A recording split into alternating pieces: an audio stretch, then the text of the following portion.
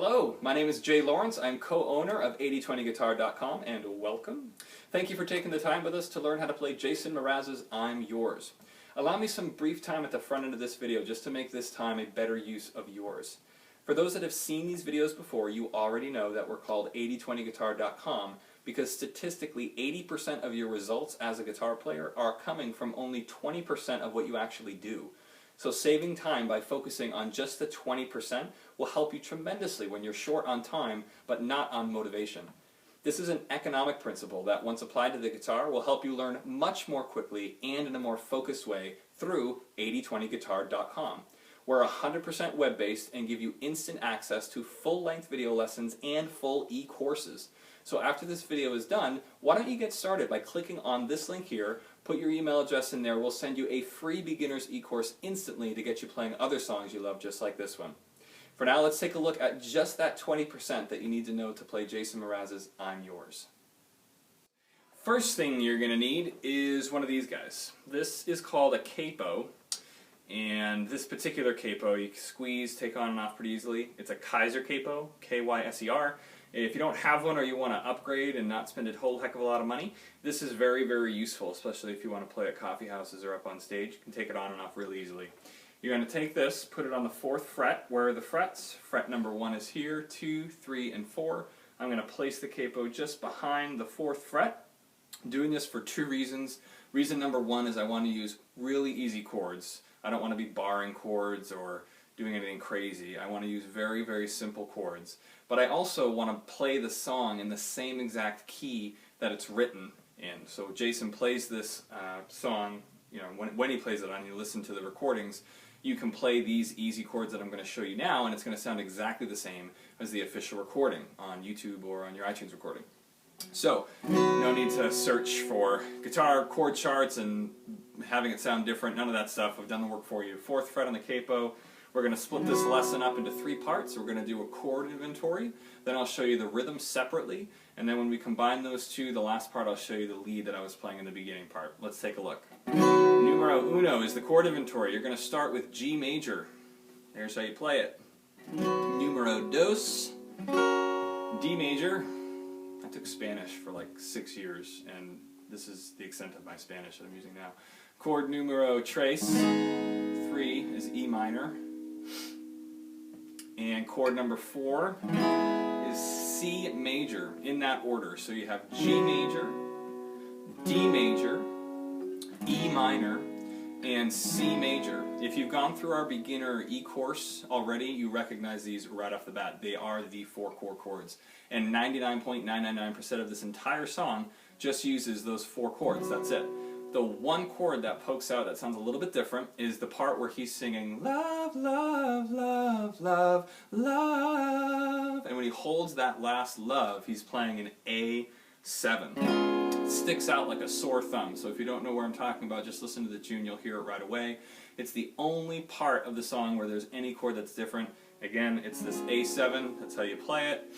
And you hold it for a little bit, and then it goes right back into the G major, D major, E minor, and C major. That's the entire tune. Verse, bridge, chorus, everything. That's it. Okay, so those are your chords. Now let's move on to the rhythm.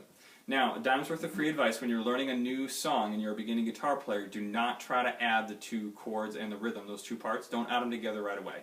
Split it up, and I'll show you the rhythm. The way that you do that is you take your chord hand and just place your fingers over it to get this muted sound, and then you practice the rhythm on its own.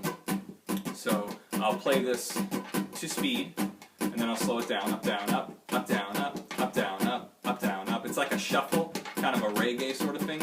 Up, down, up, up, down, up, up, down, up, up, down, up. I'm going to slow it down. You want to get to the point where you can do this, what I'm doing now, and maybe watch TV or have a conversation with somebody. Well, it's probably not going to be a very interesting conversation for the other person, but if you can do something else while you're playing the rhythm, or the chords for that matter, you build up your muscle memory and you can get the feel of it without thinking about it. Up, down, up, up, down, up. This is the rhythm for the entire song. Up, down, up, up, down, up. So what I'm going to do now is I'm going to slow it down, and I'm going to add the chords with with it. You want to play it as slow as you need to get the chords exactly right. Let's take a look at them. Up, down, up, up, down, up, up, down, up, up, down, up, up, down, up, G major, D major, up, down, up, D major, up, down, up, up, down, up, up, down, up, E minor, C major, up, down, up, up, down, up, up, down, up, back to G, up, down, up. That's the entire tune, again, with the exception of that A7. That's the entire song. Up, down, up. That's the rhythm. You're going to go upstroke, meaning the pick of the guitar starts near the floor and comes up towards the ceiling is an upstroke, and then a downstroke is the opposite. Up, down, up. Okay? That's the rhythm. So when you play it to speed, up, down, up, E major, up, down, up, E minor, up, down, up, C major coming up, right here, up, down, up, down, up. Okay? So those are your chords, that's the rhythm, smush them together. Now the lead part. The lead part is the last two strings in the guitar, which are your B and your E string.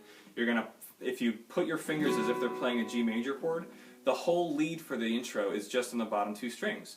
You're going to take the two strings here, slide up to the 5th fret, or 5th fret, you know, counting this fret right here as 1 in front of the capo. Slide up 2 spots. You're going to do that slide again, and then you're at your D major chord. You're going to play exactly the same chords you've been playing, but you're only going to play the bottom 2 strings. So there's the second part.